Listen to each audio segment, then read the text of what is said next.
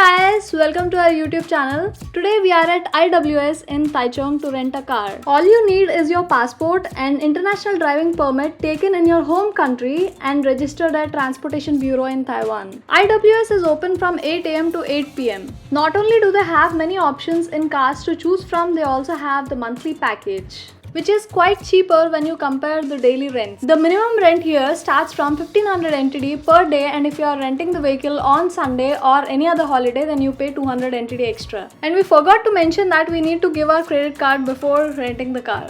The options in cars range from Toyota Yaris, Ford Focus, Suzuki Ignis, Swift to BMW 5 Series, Tesla models, etc.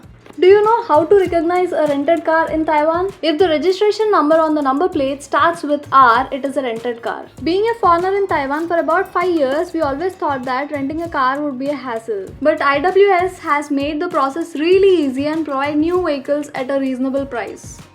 We got the car. We haven't decided yet where to go tomorrow, but for now we'll just go for a ride. We took the car in Taichung branch, right? If we want, we can also drop it off at Taipei or wherever the branch is available. But we always choose to, come back to Taichung and then give back the car because we need the car to go back to our home as well, so that's why. And they also provide line service, like it is kind of customer service, and they can cooperate with you if you are in trouble or something happens, or if you have any query, then they respond in English as well. So that is really convenient for the foreigners over here.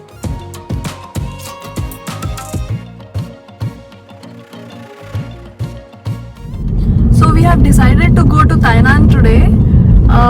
We have been thinking to go to Tainan for a very long time because it is some place that we haven't explored properly. We just went there once or twice just for a day, and we just went to 2 places, I think, that's all. We didn't explore it properly, so we wanted to go to places where we haven't been before. The first place that we are going today will be Anping Fort.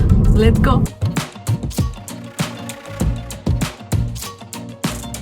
Anping Fort is about 155 kilometers away from where we live. It would take at least 2 hours of drive to reach there. As soon as we reached the Anping Fort, we struggled a bit to find the entrance because quite confusing without any directions, and the fort looked the same from all the sides. After walking around the fort, we finally found the entrance where we could buy tickets and possibly enter. The entrance ticket costs about 50 NTD per person. We bought 2 tickets for both of us. We felt that 50 NTD is very cheap for a historical place. But then it completely depends on what this place has to offer. This fort was originally constructed in 1624 when the Dutch captured this modern place which is called Anping right now. They named this fort as Zealandia. They gained stronghold over this area in 1634, and this area actually acted as the defense base. And as you can see, you also have the cannons over here.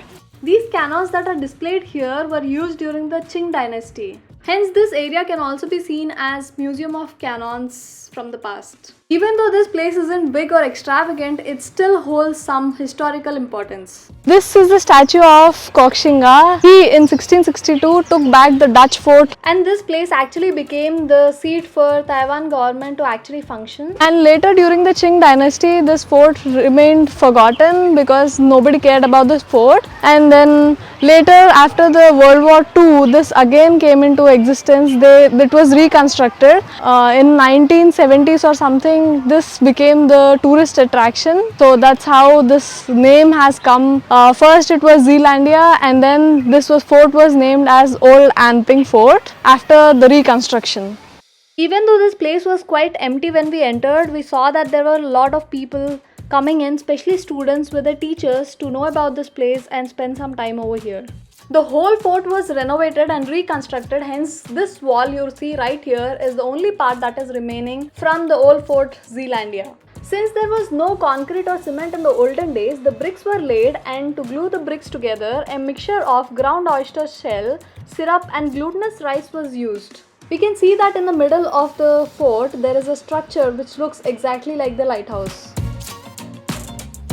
This structure is called the scouting deck, and this was constructed in 1945 in order to monitor what was happening around this fort. You can monitor everything from here, like if the enemy is about to attack or who is coming into the fort and everything like that. It has now become a popular tourist attraction, and as you can see, people hang their love locks over here because it's a very old construction. This place alone, there are 5 different architectural cultural influences such as Japanese, Western, Ming, Qing, modern Taiwan and the Dutch. We finished visiting Anping Fort. It was really good. We really liked how old it was and how the construction was done. So it was really interesting. Hope you like that. And now we are going to the Shenggong Street. This is also an old street, like very ancient one. So this is just like 4 kilometers from here. We are going there right now. Shenggong Street is really near to Anping Fort. It is just about 3.9 kilometers from here, and which would take like 15 minutes of our time to reach there. Parked our car at a distance and we started walking to the Shenggong Street. This place was quite different from what we had imagined before coming here. We thought that this place will be full of people and shops, but there were few shops which were decorated with beautiful hand-painted lanterns, and there were no people at all.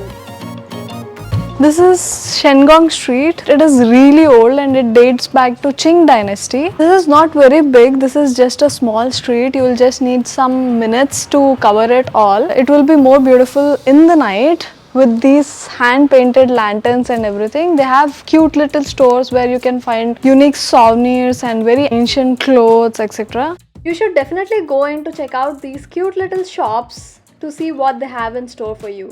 These kind of stores never seem to disappoint you. Shenggong Street was named after the Chinese god of agriculture. On both sides of the street, you can see that there are really old houses which stood the test of time. From Shenggong Old Street, we are going to Chigu Salt Mountain, which is about 23 kilometers away. We are at Chigu Salt Mountain. So this was actually one salt field before in the past, but right now it is just for tourism. So they have preserved this one. The look of this salt mountain depends on the weather. This used to be Chigu salt fields. They used to produce salt through solar evaporation of water. This field actually marked 338 years in May 2002. But now they have ceased production of solar salt in this place. So they have preserved this place to be a tourism place, and they have created the salt mountain in order to preserve the history of this place. This mountain stands as a witness to the history of Taiwan's salt industry in a different way. This was originally the Chigu salt field's salt pile. The salt has naturally clumped and deposited in the form of a mountain after sitting here for years and years together. We can also find some loose crystals of salt on this mountain. This is actually salt. I didn't know that the salt crystals formed by natural evaporation of water would look like this. This place reminds us that the salt industry was run in a different way. Apart from spectacularly photogenic Salt Mountain, there are also a variety of DIY and recreational experiences that you can try over here. Statue on top of the mountain represents the salt workers who worked hard to produce salt. From here we are going to Jingzijiao salt fields. It is about 15 kilometers away from Chigu Salt Mountain. This place is popular for sunset rather than anything else. This place is Jingzijiao tile-paved salt fields, and this also dates back to Qing dynasty.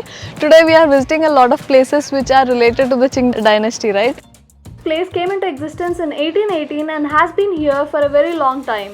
Local people here used to produce salt using solar evaporation methods. Later, when they were not able to employ the labor to do these tenuous tasks, they stopped producing salt in this method. The name Jingzijiao is essentially derived from the particular landscape formation. This place is now particularly famous for the Instagram photos during the sunset.